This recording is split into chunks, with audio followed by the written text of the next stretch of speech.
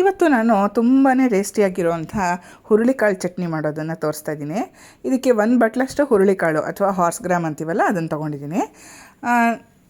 ಆಮೇಲೆ ಅದನ್ನು ಡ್ರೈ ಆಗೇ ತೊಗೋಬೇಕು, ನೆನೆಸಿ ಏನು ಮಾಡೋ ಅವಶ್ಯಕತೆ ಇಲ್ಲ. ಅದನ್ನು ಇವಾಗ ಹುರಿಬೇಕು. ಸ್ವಲ್ಪ ಅದು ಉಂಡುಂಡೆ ಥರ ಆಗುತ್ತೆ. ಆಮೇಲೆ ಕೆಂಪುಗೆ ಈ ಥರ ನೋಡಿ ಕಲರ್ ಚೇಂಜ್ ಆಗುತ್ತೆ. ಅಲ್ಲಿವರೆಗೂ ಅದನ್ನು ಹುರ್ಕೊಳ್ಳಿ. ಚೆನ್ನಾಗಿ ಹುರಿದ್ಮೇಲೆ ಪಟ ಅಂತ ಸಿಡಿಯೋಕ್ಕೂ ಸ್ಟಾರ್ಟ್ ಆಗುತ್ತೆ. ಅದೂ ಇನ್ನೊಂದು ಸೈನು. ಹುರಿದ್ಬಿಟ್ಟು ಅದನ್ನು ಒಂದು ಪ್ಲೇಟ್ಗೆ ಟ್ರಾನ್ಸ್ಫರ್ ಮಾಡಿ ಇಟ್ಕೊಳ್ಳಿ. ತಣ್ಣಗಾಗಬೇಕಲ್ವ, ಅದಕ್ಕೆ ಹುರುಳಿಕಾಳು ತಿನ್ನೋದ್ರಿಂದ ನಮಗೆ ವೆಯ್ಟ್ ಲಾಸ್ಗೆ ಹೆಲ್ಪ್ ಮಾಡುತ್ತೆ. ಹಾಗೆ ಬೋನ್ ಹೆಲ್ತ್ಗೆ ತುಂಬ ಸಪೋರ್ಟಿವ್ ಆಗಿರುತ್ತೆ ಇದು. ಆಮೇಲೆ ಬ್ಲಡ್ ಶುಗರ್ನೂ ಅಷ್ಟೇ ಕಂಟ್ರೋಲಲ್ಲಿ ಇಡುತ್ತೆ. ಸೊ ಇದನ್ನು ನೀವು ಆವಾಗವಾಗ ನಿಮ್ಮ ಡಯಟಲ್ಲಿ ಇನ್ಕ್ಲೂಡ್ ಮಾಡ್ಕೋಬಹುದು.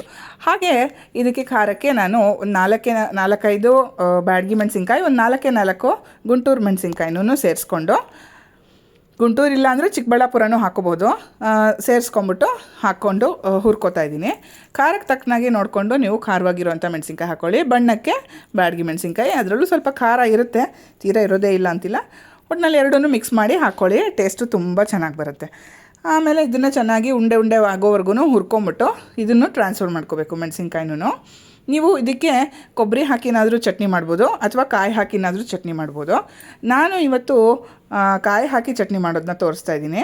ಈ ಥರ ಚಟ್ನಿ ಮಾಡಿಬಿಟ್ಟು ನೀವು ಫ್ರಿಜ್ಜಲ್ಲಿ ಇಟ್ಕೊಂಡ್ರೆ 15 ದಿನ ಆರಾಮಾಗಿರುತ್ತೆ, ಏನೂ ಆಗೋಲ್ಲ. ನೀವು ಇನ್ನೂ ಕೊಬ್ಬರಿ ಹಾಕ್ಬಿಟ್ಟು ಮಾಡಿದ್ರೆ ಇನ್ನೂ ತುಂಬ ಚೆನ್ನಾಗಿ ತುಂಬ ದಿನ ಬಾಳಿಕೆ ಬರುತ್ತೆ. ಆಮೇಲೆ ಇದಕ್ಕೆ ಒಂದು ಸ್ವಲ್ಪ ಬೆಲ್ಲ, ಆಮೇಲೆ ರುಚಿಗೆ ಬೇಕಾಗಿರೋಷ್ಟು ಉಪ್ಪು, ಹಾಗೆ ಹುಣಸೆ ಹಣ್ಣು ಇಷ್ಟನ್ನು ಸೇರಿಸ್ಕೊತಾ ಇದ್ದೀನಿ.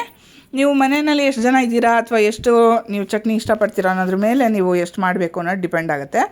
ಬೇಸ್ ಅಂತೂ ಇದಕ್ಕೆ ಹುರುಳಿಕಾಳು, ನೀವು ಕ್ವಾಂಟಿಟಿ ಹೆಚ್ಚು ಕಮ್ಮಿ ಮಾಡ್ಕೊಳ್ಳಿ. ಆಮೇಲೆ ಇದು ರೊಟ್ಟಿ, ಚಪಾತಿ, ದೋಸೆ ಎಲ್ಲದ್ರ ಜೊತೆ ತುಂಬ ಚೆನ್ನಾಗಿರುತ್ತೆ. ಈ ಚಟ್ನಿ ನೀವು ನಾರ್ಮಲಾಗಿ ಮಾಡೋವಂಥ ಕಾಯಿ ಚಟ್ನಿ ಆಗಲಿ, ಹುರ್ಗಡ್ಲೆ ಚಟ್ನಿಗಾಗಲಿ ಅದಕ್ಕಿಂತ ತುಂಬ ವಿಭಿನ್ನವಾಗಿರುತ್ತೆ. ನಿಮ್ಮ ಮನೆಯಲ್ಲಿ ಇರೋರು ಎಲ್ರಿಗೂ ಖಂಡಿತ ಇಷ್ಟ ಆಗುತ್ತೆ. ಆಮೇಲೆ ನೋಡಿ, ಇಲ್ಲಿ ನಾನೊಂದು 2 ಹಿಡಿಯಷ್ಟು ಕಾಯಿ ತುರಿನ ಬಳಸ್ತಾ ಇದ್ದೀನಿ. ಕೊಬ್ಬರಿ ಹಾಕಿದ್ರೆ ಒಂದು ಟೇಸ್ಟು, ಕಾಯಿ ಹಾಕಿದ್ರೆ ಒಂದು ಟೇಸ್ಟು, ಎರಡರಲ್ಲೂ ಮಾಡ್ಬೋದು. ಆಮೇಲೆ ಸ್ವಲ್ಪ ನೀರು ಹಾಕ್ಬಿಟ್ಟು ರುಬ್ಕೊಂಡು ತರ್ತಾಯಿದ್ದೀನಿ. ಅತೀ ನೀರಾಗಿ ಮಾಡ್ತಾಯಿಲ್ಲ ನಾನು ಈ ಚಟ್ನಿನ, ನಂಚ್ಕೊಳ್ಳೋಕ್ಕೆ ಸರಿ ಹೋಗೋಷ್ಟು ಹದವಾಗಿ ಮಾಡ್ತಾಯಿದ್ದೀನಿ.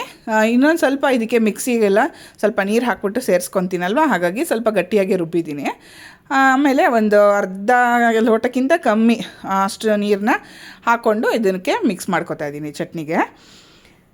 ನೀರು ಹಾಕ್ಬಿಟ್ಟು ಇಟ್ಟಿರ್ತೀವಲ್ಲ, ಹಾಳಾಗುತ್ತಾ ಅಂತ ನೀವು ಕೇಳಬಹುದು. ಫ್ರಿಜ್ಜಲ್ಲಿಟ್ಟರೆ ಹಾಳಾಗಲ್ಲ, ಆಚೆ ಇಟ್ಕೊಳ್ಳೋಕ್ಕೆ ನೀವು ಸ್ವಲ್ಪ ಯೋಚನೆ ಮಾಡಬೇಕಾಗತ್ತೆ. ಯಾಕಂದರೆ ಇದು ಕುದಿಸಿರಲ್ಲ ಮತ್ತು ಆಚೆ ಇರಲ್ಲ. ಫ್ರಿಜ್ಜಲ್ಲಿಟ್ಟರೆ ತೊಂದರೆ ಇಲ್ಲ, ಚೆನ್ನಾಗೇ ಬಾಳಿಕೆ ಬರುತ್ತೆ.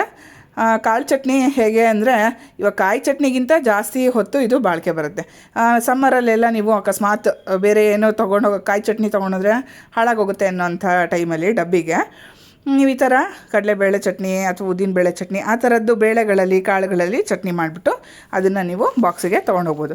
ಲಾಸ್ಟಲ್ಲಿ ಒಂದು ಒಳ್ಳೆ ಇಂಗು ಸಾಸಿವೆ ಒಗ್ಗರಣೆ ಕೊಟ್ಬಿಟ್ರೆ ಫಸ್ಟ್ ಕ್ಲಾಸಾಗಿರೋಂಥ ಚಟ್ನಿ ರೆಡಿ ಆಗುತ್ತೆ. ಇದಕ್ಕೆ ಕೊತ್ತಂಬರಿ, ಕರಿಬೇವು ಬೇಕು ಅಂದರೆ ನೀವು ಹಾಕ್ಕೊಳ್ಳಿ. ನಾನು ಏನೂ ಆ್ಯಡ್ ಮಾಡಿಲ್ಲ. ತುಂಬ ಕಲರು ಇದೇ ಕಲರ್ ಬರಲಿ ಅಂದ್ಬಿಟ್ಟು ನಾನು ಮತ್ತೆ ಬೇರೆ ಕಲರ್ಸ್ನ ಆ್ಯಡ್ ಮಾಡಿಲ್ಲ. ನೀವು ಬೇಕು ಅಂದರೆ ಖಂಡಿತ ಆ್ಯಡ್ ಮಾಡಿಕೊಂಡು ಇದನ್ನು ಟ್ರೈ ಮಾಡಿ. ನಾನಿವತ್ತು ರಾಗಿ ರೊಟ್ಟಿ ಮಾಡಿದ್ದೆ, ಅದ್ರ ಜೊತೆಗೆ ಇದನ್ನು ನಾನು ಸರ್ವ್ ಮಾಡ್ತಾಯಿದ್ದೀನಿ. ತುಂಬ ಟೇಸ್ಟಿಯಾಗಿತ್ತು, ಭಾಳ ಇಷ್ಟಪಟ್ಟರು ಎಲ್ಲರೂ. ನೀವು ಒಂದು ಸತಿ ಖಂಡಿತ ಮಾಡಿಬಿಟ್ಟು ನೋಡಿ. ಇಷ್ಟು ಕನ್ಸಿಸ್ಟೆನ್ಸಿಲಿ ಇಟ್ಟಿದ್ದೀನಿ ಅಷ್ಟೇ. ಚಟ್ನಿ ತೀರಾ ರನಿಯಾಗಿಲ್ಲ, ಕರೆಕ್ಟಾಗಿರೋಂಥ ಒಳ್ಳೆ ಕನ್ಸಿಸ್ಟೆನ್ಸಿಲಿರೋಂಥ ಚಟ್ನಿ.